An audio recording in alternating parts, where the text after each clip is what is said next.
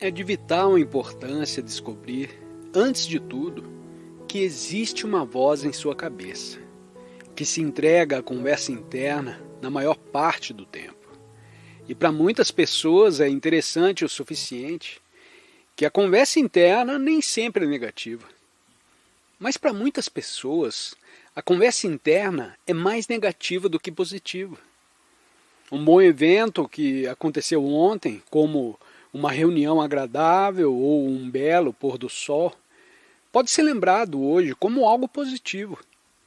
No entanto, quando algo negativo acontece, como alguém te ofendendo ou não dando a atenção que você precisava, a mente pode começar a se envolver em pensamentos prolongados sobre o evento. Pensamentos como: o que ele fez? Ele realmente deveria fazer isso? Da próxima vez eu vou falar isso para ele. Esses pensamentos podem persistir por muito mais tempo do que lembranças de eventos positivos. Aparentemente, eventos negativos são mais propensos a alimentar atividades mentais inúteis do que eventos positivos. Para muitas pessoas, uma porcentagem significativa de suas atividades mentais é negativa, e para algumas pode ser quase 100% negativa. Isso pode afetar o estado de consciência predominante de uma pessoa, influenciando suas relações, ambiente de trabalho e até mesmo os eventos que a cercam. Existe uma correlação entre o estado emocional e mental predominante de uma pessoa e sua vida, amigos e circunstâncias. Se alguém mantém um estado mental negativo por muito tempo, há uma tendência de atrair eventos negativos. No entanto, essa correlação nem sempre é imediatamente reconhecível. Cada pessoa pode descobrir essa relação por si mesma, pois não é uma questão de acreditar, mas de observar a própria vida. Essa percepção sobre a conexão entre atividade mental e experiências de vida foi uma descoberta pessoal que ocorreu quando ainda era muito jovem.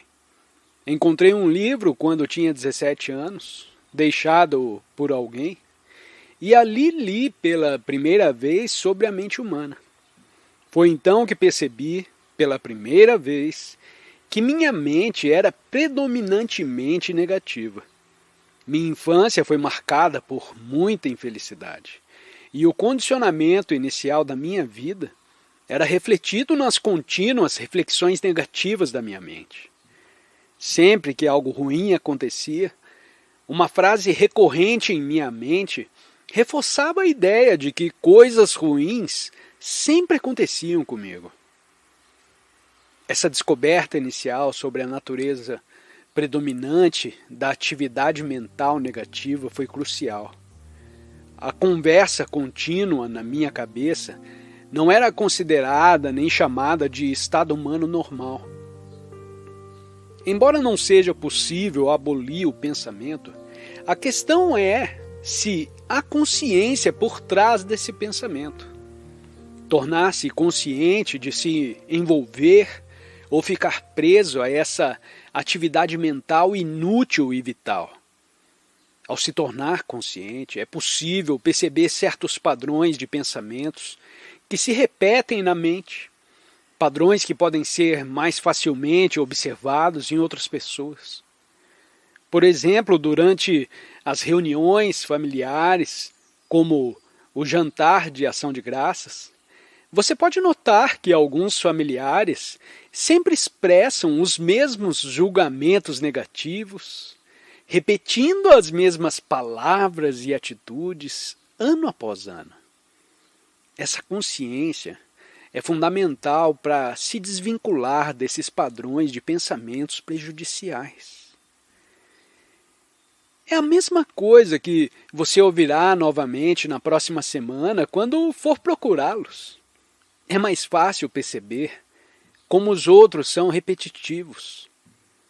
As formas de pensamento não são tão evidentes em si mesmas. É por isso que há um ditado que diz que o autoconhecimento é o conhecimento mais difícil. É mais fácil ver nos outros. Se você conseguir superar, mesmo no meio, talvez no momento em que um certo pensamento apareça em sua mente, percebendo, esse pensamento é algo que eu tenho há anos. Ele vem de novo e de novo. Então você começa a ter uma presença observadora. A partir daí você pode notar que essa presença observadora não é um pensamento. É apenas a capacidade de perceber que há uma voz em sua cabeça e que existem pensamentos. Você percebe que alguns desses pensamentos são negativos e muitos deles não são apenas desnecessários, mas tornam sua vida muito difícil, como a preocupação. A maioria das pessoas vivem com o que eu chamo de mente desordenada. A mente desordenada significa que estão completamente inconscientes de que há um fluxo contínuo de comentários mentais. Eles vão aonde quer que encontrem alguém e imediatamente certos julgamentos se formam. Tudo o que sentem, a necessidade é de adotar imediatamente uma posição em relação a isso. E imediatamente dizem, ei, eu sou contra isso, eu não gosto daquele outro. Adotam imediatamente uma posição mental e se identificam com a própria posição mental, que é um pensamento.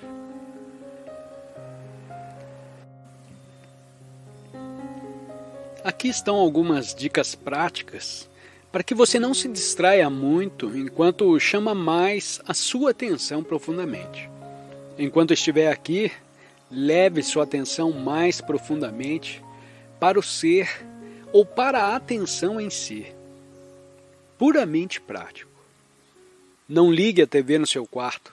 Por favor, não instale câmeras escondidas para verificar você. Limite sua interação aos dispositivos. Se não conseguir eliminar completamente a interação com eles, e eu entendo que pode ser difícil, pelo menos reserve, talvez uma vez por dia, 15 minutos para verificar e responder a qualquer mensagem, seja por e-mail, Facebook, Snapchat, Tinder, Instagram ou qualquer outra plataforma. Mas entenda que há algo mais importante e é por isso que você está aqui. Sugiro que faça um acordo consigo mesmo de que não vai lá, a menos que seja absolutamente necessário. Quando ocasionalmente precisar, tire uma foto se quiser, mas evite interagir excessivamente com as coisas ao seu redor. Às vezes, apenas imaginar como seria uma foto no seu telefone pode ser suficiente. Em vez disso, comprometa-se a vivenciar plenamente os momentos bonitos quando estiver em casa olhando suas fotos. Enquanto falava sobre isso, mencionei o fenômeno de uma espécie chamada homoturísticos, que constantemente anda por aí com suas câmeras, perdendo a experiência real, enquanto foca em documentar. Seja consciente dessa tendência. À noite aqui fica bastante silencioso. Pode parecer incomum para quem vem de lugares mais ao sul, onde há menos luz do dia. Você pode caminhar ao longo do lago ou onde estiver e simplesmente ficar consciente do silêncio e da calma ao seu redor. Naquela quietude circundante, à medida que você se torna consciente dela, naturalmente, você mesmo se aquieta. Se estiver em um estado de quietude, significa que não está pensando, ou está pensando muito pouco. Isso implica que você está ciente, presente, vivendo através do eu profundo. Use a natureza ao seu redor como um veículo para essa experiência. Viva através do eu interior.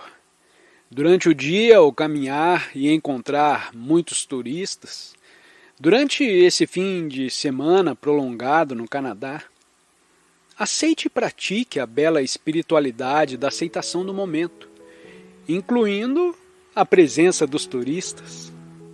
Mesmo que se sinta incomodado, pratique aceitar e permaneça tranquilo, independentemente do silêncio externo. Quanto aos turistas na Tailândia, próximo a Bangkok, entrevistaram agricultores perto de um mosteiro budista. Esses agricultores seguem a tradição budista do sul, onde os monges vêm diariamente com suas tigelas de esmola e as pessoas locais oferecem comida como parte da tradição. Os entrevistadores ocidentais questionaram por que essas pessoas dariam comida aos monges quando tem tão pouco. Eles começaram a conversar entre si, discutindo o motivo pelo qual desejavam acumular mérito para ter uma encarnação melhor na próxima vez. E ao serem questionados sobre o que desejariam na próxima vida, concordaram em retornar como turistas. Percebiam os turistas como pessoas bem vestidas e privilegiadas, com corpos robustos e dinheiro para desfrutar da vida, incluindo atividades como o sexo. No entanto, não compreendiam que essa perspectiva poderia ser um pesadelo terrível.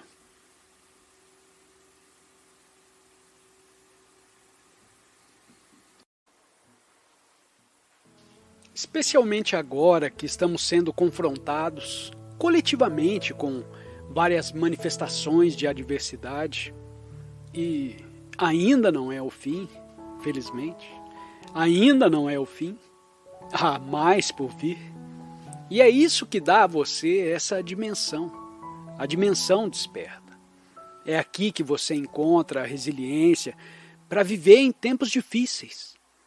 Aqui é onde você pode estar enraizado nessa consciência, enraizado em última análise, profunda e inabalável em ser quem ou o que você é, além da personalidade. Não são, em última análise, dois. A analogia que costumo usar é a do oceano e da ondulação na superfície do oceano. Você é uma ondulação na superfície do oceano, como uma personalidade cercada por outras ondulações nessa dimensão horizontal. Algumas ondulações você gosta, muitas outras você não gosta. Algumas ondulações são muito desagradáveis, outras são ótimas, e você gosta delas. E ainda assim, você é apenas uma ondulação, inquieto e nunca é o suficiente. Outras são maiores, até acenam ocasionalmente, e você se pergunta, quem é aquele cara, a onda? E a vida se torna insatisfatória. Em algum momento você encontra outra onda que diz, você não percebeu quem ou o que você é além da sua existência? E você responde, não percebi. Então, se você parar de pensar por um momento, poderá sentir as profundezas, perceber que há mais para você do que essa aparência superficial. A onda se vai e, finalmente, a atenção se aprofunda conforme a dimensão vertical se abre. A onda se vai. Então, é claro, a onda não sabe o que dizer. Não sabe o que é, mas ele sente algo, uma conexão com algo vasto e infinito que é o oceano. E não apenas sente sua conexão com ele, sente sua unidade com isso. Então isso é a própria transcendência da repulsão. Nessa analogia, claro, você é a onda e esta é a essência de toda a espiritualidade. Sentir-se isso em si mesmo, na dimensão vertical de si mesmo. Experimentá-lo como você mesmo. Quando falamos sobre isso, parece como se fosse algo que você percebe nesse sentido, mas é apenas porque usamos a linguagem e cada frase tem um sujeito e um objeto. Assim você poderia dizer que está consciente de si mesmo e é verdade. No entanto, no final das contas, não é assim. Porque no momento em que você diz isso, você cria uma dualidade. Eu mesmo. Mas quando você sente a essência de quem você é, não há dualidade. A consciência de si mesmo é a consciência. Não é estar consciente de algo, mas estar consciente da própria consciência. Você pode sentir sua própria consciência como consciência. E você conhece. Você é. Isso é uma coisa incrível. Parece quase tão simples que é impossível perceber. Saber que você não é algo particular, que é puro ser. Você sabe que é e pode sentir que é. Isso é uma libertação tão maravilhosa. Então você percebe que há uma profundidade em quem você é que transcende muito além de quem você é como uma personalidade. Isso está em algumas tradições espirituais chamada de libertação e você pode entender porque isso liberta você de si mesmo. Jesus também usou o termo salvação. Você pode usar salvação, pode usar libertação. Então, essa é a vez em que você tem um vislumbre. E é sua missão convidar essa dimensão para a sua vida cada vez mais. Não apenas fazendo a meditação. A meditação é bom se você tem uma prática de meditação, se medita corretamente. E muitas pessoas não meditam corretamente. O erro que pode facilmente se infiltrar na meditação é meditar para alcançar um objetivo específico. Ou seja, você tem um eu futuro de um mestre desperto e você quer alcançar isso. Portanto, você tem a ideia de que está fazendo uma meditação para chegar a algum lugar.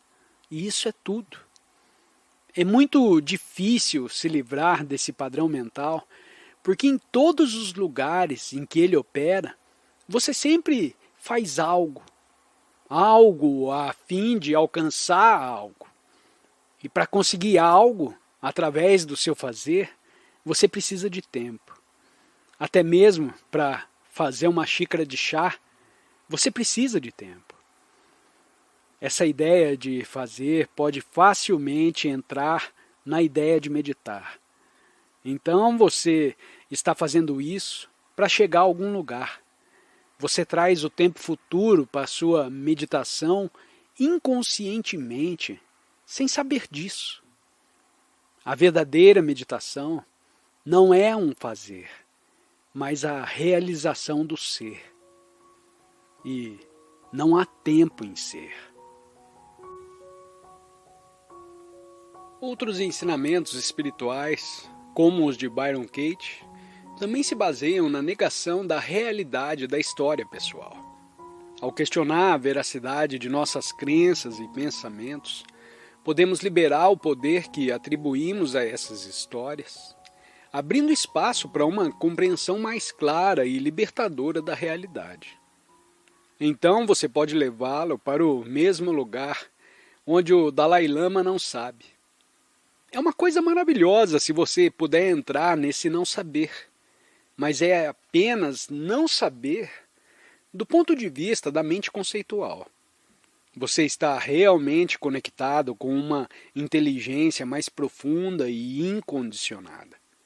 Se você realmente precisa saber algo, isso virá. Mas saia da amplitude do saber. Bem, é um pouco como pular de um penhasco e depois ver se você consegue voar. Para o ego é um pouco assim. O ego diz para não ir lá, porque o ego resolveu tudo isso, explicou tudo, tem sua filosofia de vida. Pode ser uma filosofia limitante e defeituosa, mas tem algum tipo de filosofia de vida. Cada pessoa tem sua história através da qual interpreta a realidade, e geralmente é uma obra de ficção desagradável. Pelo menos você pensa que sabe, e isso lhe dá uma base ilusória. Claro, o ego pensa que se eu deixar isso de lado, não saberei mais nada. O que, de certa forma, é verdade, mas não completamente verdade. Num sentido mais profundo, você apenas abandona e cria uma distorção da realidade, criada pela mente condicionada, que faz parte da mente humana coletiva em seu atual estado de evolução. Portanto, a mente coletiva da qual sua mente faz parte, criou essa mente humana, fez um mundo cheio de problemas, e eles parecem surgir um após o outro. Quando você pensa que uma coisa está melhor agora, ah, Deus, agora é a economia, então é isso e, de repente, estoura outra guerra. O que aconteceu através da evolução gradual do pensamento é que agora os humanos tendem a pensar demais. Há muitos pensamentos, não apenas desnecessários, que geram problemas desnecessários e muito caos, inexistentes. Como quando você fica acordado à noite na cama e começa a se preocupar. Isso gera muita infelicidade desnecessária. As pessoas muitas vezes não percebem uma parte significativa da infelicidade em suas vidas. É na verdade gerada por atividades mentais negativas desnecessárias, muitas vezes destrutivas, e elas nem sabem disso.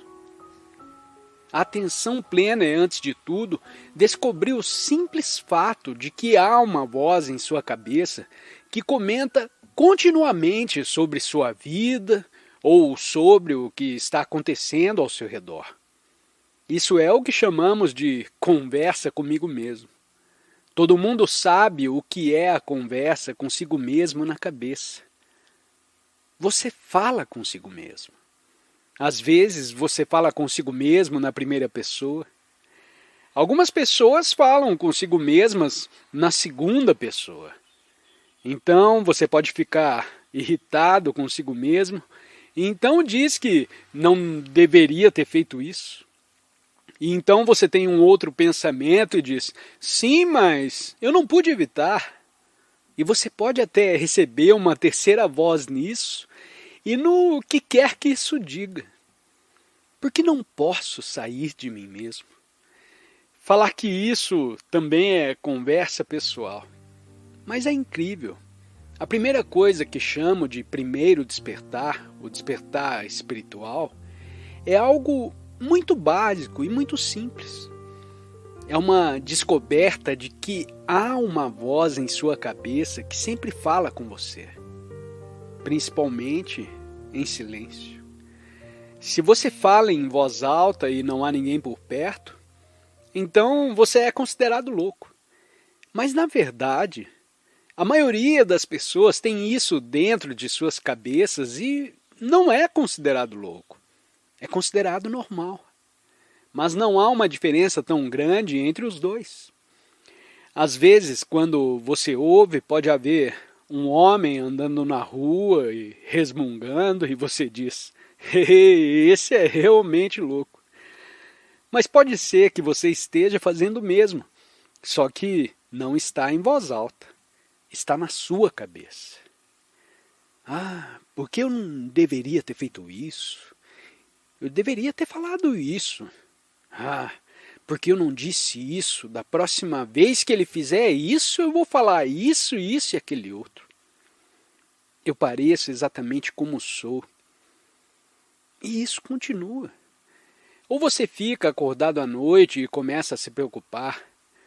Você acorda e pensa, ai meu Deus, o que vai acontecer?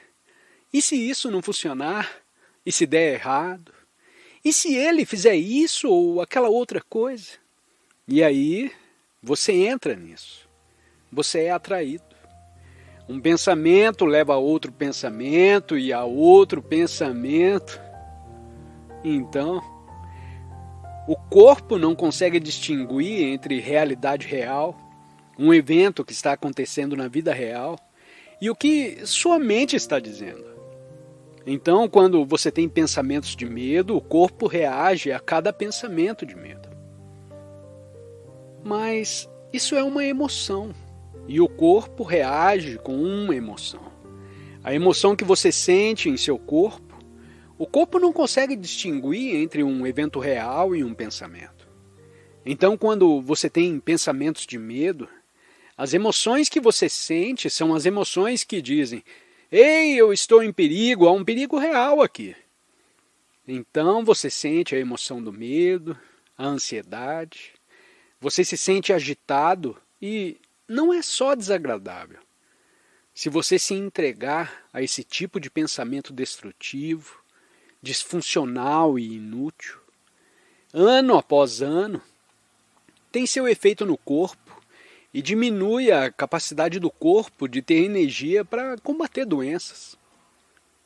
Até a medicina tradicional está descobrindo a ligação entre o estado de espírito e o estado de saúde.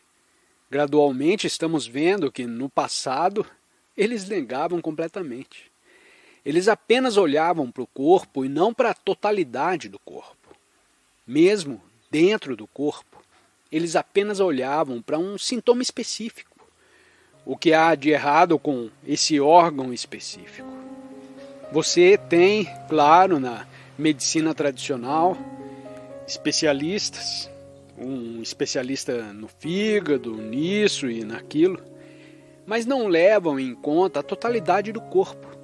E mais importante, não levam em conta a totalidade da pessoa, que inclui o corpo físico e a mente.